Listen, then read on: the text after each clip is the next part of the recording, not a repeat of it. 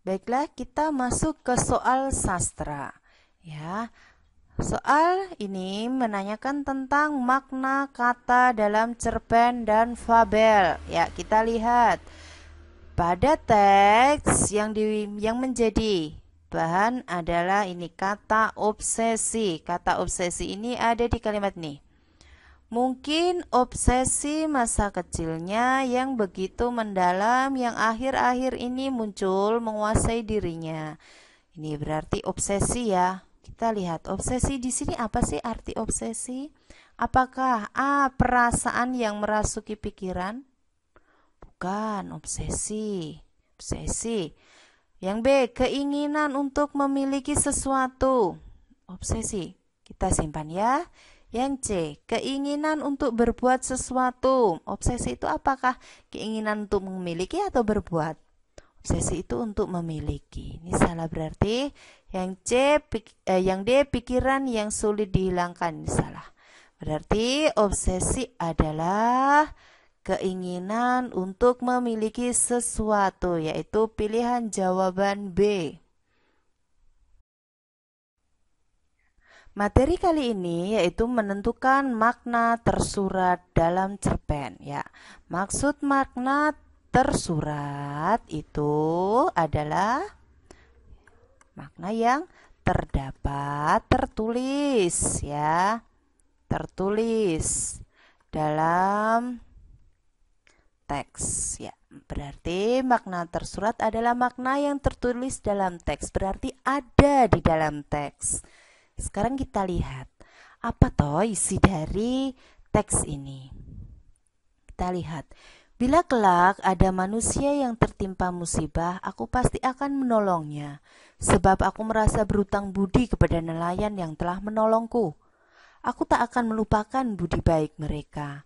Makanya aku berjanji akan selalu menolong manusia yang kesusahan. Begitulah janji ikan lumba-lumba untuk membalas kebaikan manusia. Oke, sekarang makna tersurat kutipan cerita tersebut adalah A. Apakah janji harus ditepati? Bukan. Yang B. Berhati-hatilah dalam bertindak. Bukan. Budi baik harus dibalas. Ya, kita simpan. Yang D. Budi baik boleh dilupakan. Tidak ya. Berarti bisa kita simpulkan makna tersurat dari teks fabel ini adalah budi baik harus dibalas, yaitu jawaban C. Ya, materi selanjutnya adalah menentukan bagian cerpen atau fabel. Di sini yang dimaksud dengan bagian yaitu unsur intrinsik ya, unsur intrinsik. Masih ingatkah unsur intrinsik? Intrinsik. Unsur intrinsik adalah unsur pembangun karya sastra dari dalam. Unsur intrinsik ada 1. Tema, 2. Alur, 3. Latar, 4. Apa 4? Amanat, betul. 5 ya, 5 adalah sudut pandang ya. Di sini unsur intrinsik yang ditanyakan adalah sudut pandang. Sudut pandang di sini ya, sudut pandang itu ada 2. Sudut pandang orang pertama dan orang ketiga. Berarti di sini kalau orang pertama berarti ciri-cirinya ya, pengarang sebagai tokoh aku ya. Pengarang adalah tokoh aku, saya, gue ya. Kalau orang ketiga berarti pengarang sebagai nama tokoh ya. Nama tokohnya siapa? Oke, ini ya sekarang kita lihat. Kini giliranku memegang senter. Berarti ya di sini ada kata giliranku. Berarti tokohnya siapa? Tokohnya adalah aku ya. Tokohnya aku. Ini tokohnya aku, berarti sudut pandangnya orang. Ketiga salah, ya. Ketiga salah. Orang pertama sebagai pelaku. Apakah di sini tokohnya? Kini giliranku memegang senter, menaklukkan semak-semak, kayu berduri dan batang-batang angkuh di depannya. Setelah sebelumnya dua kawanku secara bergiliran telah menyelesaikan pembagian tugas membuka jalan. Berarti pengarang sebagai aku di sini sebagai tokoh utama, yaitu ayah. Sudut pandangnya orang pertama, pelaku. Ya, soal selanjutnya masih menentukan bagian cerpen yang berupa latar, tempat, dan waktu. Oke ya. Sekarang latar itu sebenarnya ada 3 ya, latar. Ada 1 tempat, 2 latar waktu, 3 latar suasana. Ya. Sekarang latar tempat di sini berarti tempat terjadinya peristiwa. Kalau latar waktu adalah waktu terjadinya peristiwa. Sekarang kita lihat di teks. Siang itu berarti di manakah waktunya? Siang itu ya, waktunya kapan? Siang. Di rumah si kembar, Debbie dan Ati sibuk dikejutkan oleh seseorang. Berarti di rumah si kembar. Oke, kita lihat. Pilihan jawabannya A, di rumah sore hari. Sore hari salah ya. Sini sore. Pagi hari ya, kita lihat pagi hari. Pagi hari ya, yang B salah. Yang C dan D siang hari. Ini siang hari kita simpan. Latarnya di mana ya, tempatnya ya. Kita lanjutkan membaca. Di rumah si kembar, Debbie dan Atik sibuk dikejutkan oleh seseorang. Halo anak-anak, sibuk sekali kalian sampai pamanmu ini tidak dibukakan pintu, kata sosok misterius itu. Hei paman Uhbul, lihat, tadi kami menemukan ini di kebun, ujar Debbie sambil menunjukkan sebutir telur warna-warni pada pamannya itu. Oke, sekarang pengecohnya di sini. Apakah latar tempatnya di rumah atau di kebun? Betul, latar tempatnya di rumah. Hal itu diperkuat dengan kata apa ini loh. Ini sampai pamanmu ini tidak dibukakan pintu. Berarti pintu kan adanya di rumah, bukan di kebun. Berarti pilihan jawabannya apa? Pilihan jawabannya adalah D, yaitu di rumah pada siang hari.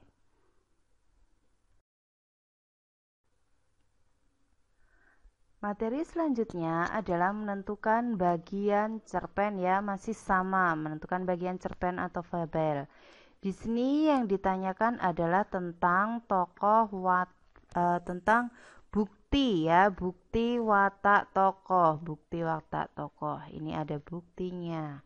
Bukti watak tokoh pengacara muda yang profesional. Berarti di sini kita lihat bahwa seharusnya ada kata profesional. Kita lihat di kalimat 1, adakah pengacara tua mengelus jenggotnya dan mengangkat matanya melihat ke tempat yang jauh? 1, tidak ada ya. 2, sebentar saja tetapi seakan ia sudah mengarungi jarak ribuan kilometer. Tidak. 3, sambil menghela napas kemudian ia berkata, sebab aku kenal siapa kamu. Tidak. Pengacara muda sekarang menarik napas panjang. Ya, aku menerimanya sebab aku seorang profesional. Di sini ada. Berarti buktinya ada di kalimat nomor 4. Betul, yaitu ini ya. Pada pilihan jawaban D.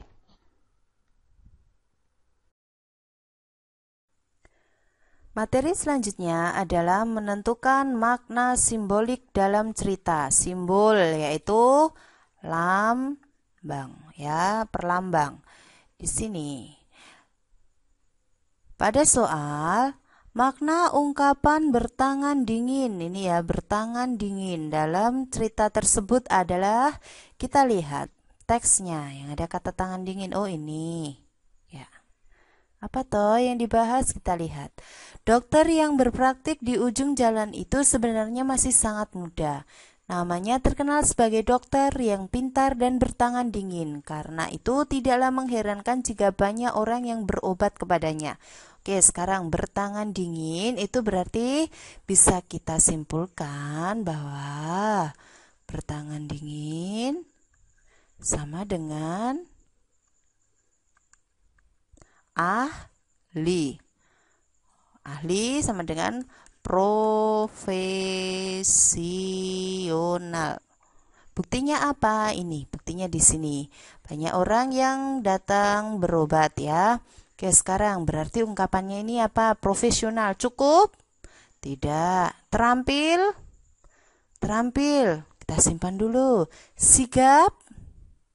Sigap apakah profesional? Tidak ya. Cekatan?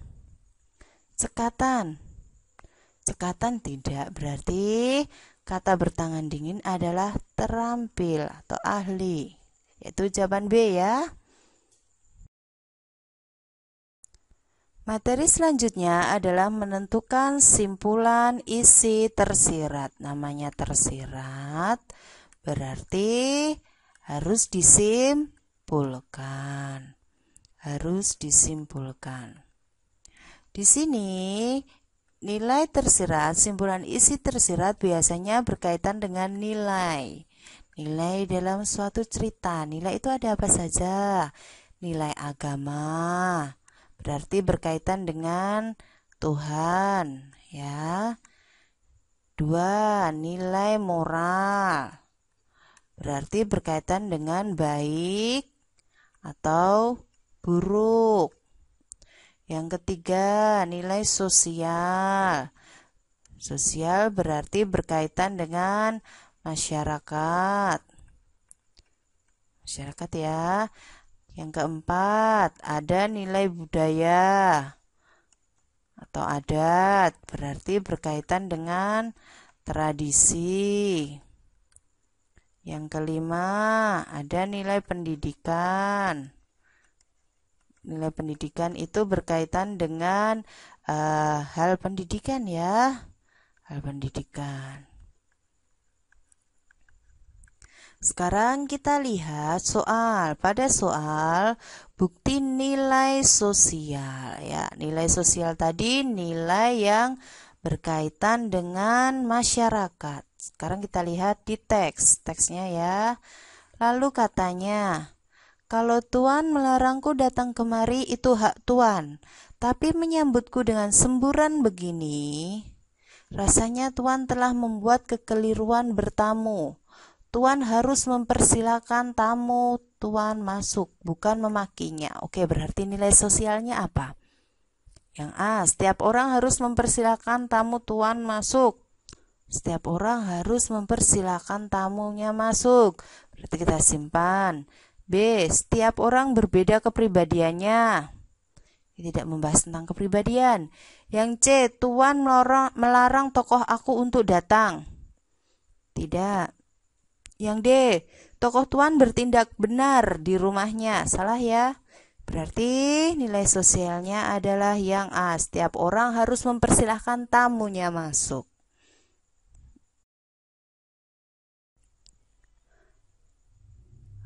Materi selanjutnya masih sama dengan materi sebelumnya, yaitu menentukan simpulan isi tersirat.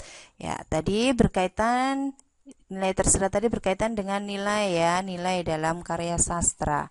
Ya, sekarang yang ditanyakan adalah nilai moral. Apakah nilai moral? Tadi sudah saya jelaskan, moral adalah baik atau buruk. Berarti kita lihat dalam teks ya. Ya, Bapak sekarang rajin benar mempelajari agama, kata Maria. Setiap petang Senin dan petang Kamis datang kemari guru agamanya. Kami disuruh juga belajar agama.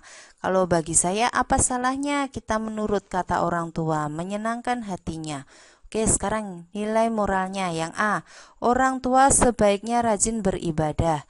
Beribadah berarti itu nilai agama.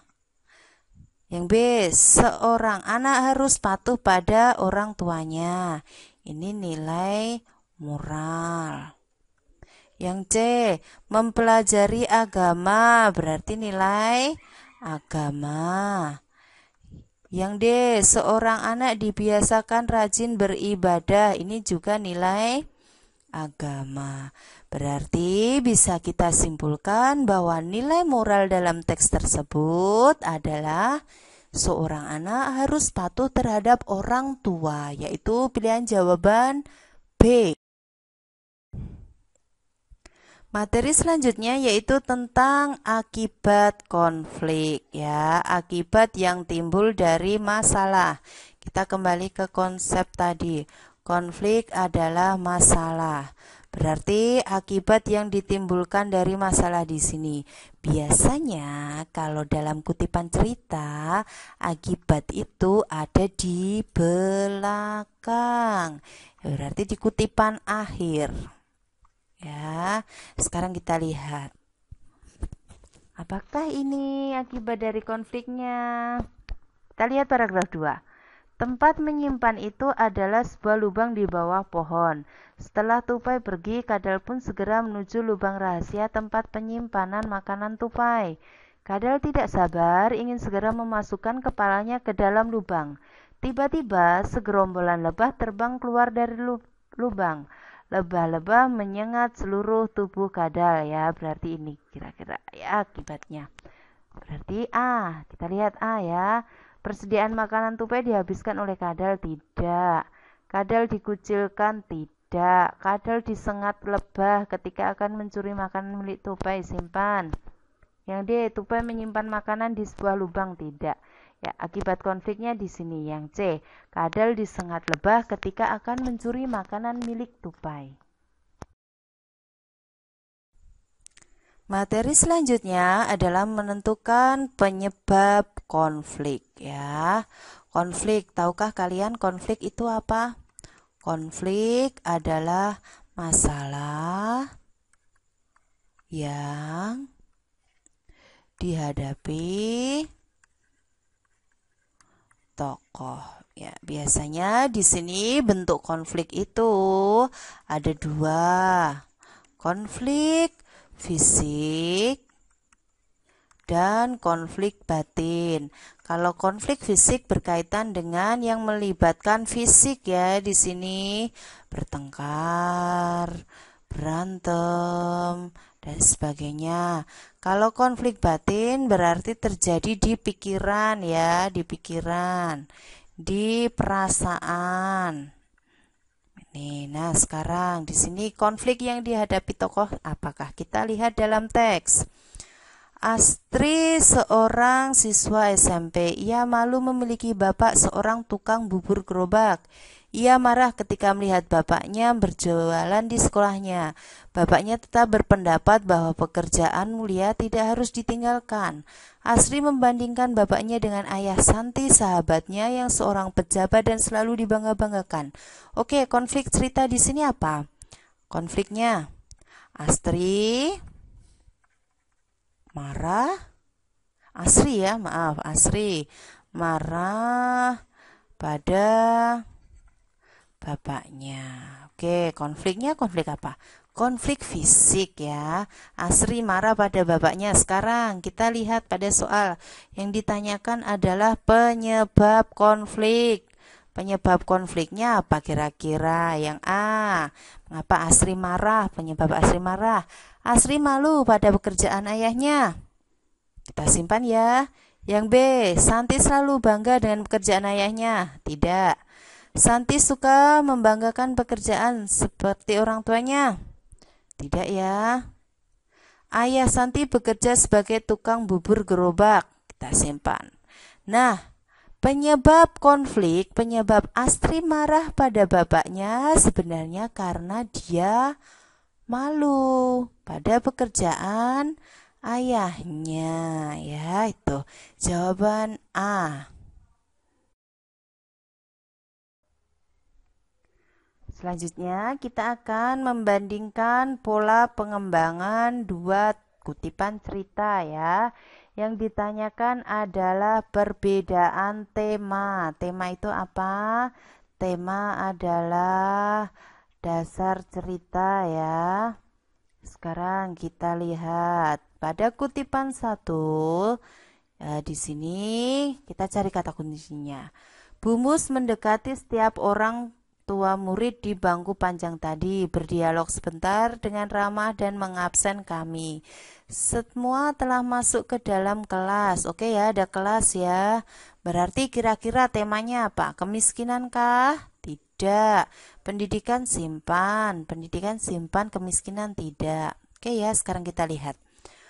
Kutipan cerita 2. Allah adalah Maha Adil. Berada Allah berarti temanya berkaitan dengan agama ya seharusnya. Kita lihat pilihan jawaban A. Pendidikan salah, kebudayaan salah, keimanan simpan, ketuhanan simpan. Oke, berarti kita lihat kesamaan temanya ya. Perbedaan tema di sini yang betul adalah jawaban C. Kutipan cerita 1 bertema pendidikan, kutipan cerita 2 bertema keimanan. Oke, sekarang kita akan membandingkan penggunaan bahasa ya. Kita fokusnya bahasa. Di sini ada beberapa kosakata yang perlu kalian pahami ya. Kita lihat. Di sini ada kata lugas. Lugas itu apa? Lugas. Lugas itu apa adanya. Kemudian ada kata kias. Kias itu bermakna tidak sebenarnya. Yang B dipengaruhi bahasa gaul, bahasa sekarang. Cerita 2 dipengaruhi bahasa daerah, tidak ada masalah ya. Yang C kalimatnya panjang dan kompleks. Di sini kompleks itu kompleks itu banyak, rumit ya, rumit. Kemudian ya kita lihat masih di pilihan jawaban C, kalimatnya sederhana, kalimatnya pendek dan sederhana, nggak ada masalah. Kalimatnya berbelit-belit tidak ada masalah, kalimatnya mudah dipahami tidak ada masalah ya. Sekarang kita ke teks. Wahai kasihan anakku, celaka benar untungnya. Sudah tiada diindahkan oleh mamandanya, jodoh pun tak dapat dicarikannya. Oke, dari kutipan ini bisa kita analisis cerita 1. Kata-katanya lugas. Lugas kah? Tidak ya. Berbahasa gaul kah? Tidak. Kalimatnya panjang dan kompleks. Panjang kah? Kalau bingung kita simpan dulu. Kalimatnya berbelit-belit. Berbelit-belit kah? Iya, kita simpan. Oke, berarti kita ke cerita 2. Setelah kejadian kemarin, Sabrina tak sanggup menampakkan wajahnya di depan teman-temannya. Ia masih sangat malu dan bermaksud untuk tidak masuk sekolah. Oke ya. Cerita 2 kita analisis. Menggunakan kata-kata kias. Adakah kata-kata kiasnya? Tidak. Dipengaruhi bahasa daerah? Tidak. Kalimatnya pendek dan sederhana. Pendek dan sederhana kah? Iya. Kalimatnya mudah dipahami? Iya. Sekarang kita tinggal memilahkan pilihan jawaban C dan D. Oke. C ya. Kita ke cerita 1. Kalimatnya panjang dan kompleks. Apakah panjang? Wahai kasihan anakku, celaka benar untungnya, sudah tiada diindahkan oleh mamandanya, jodohnya pun tak dapat dicarikannya. Panjangkah? Tidak. Ya, berarti ke jawaban D. Kalimatnya berbelit-belit pada cerita 1, cerita 2 kalimatnya mudah dipahami.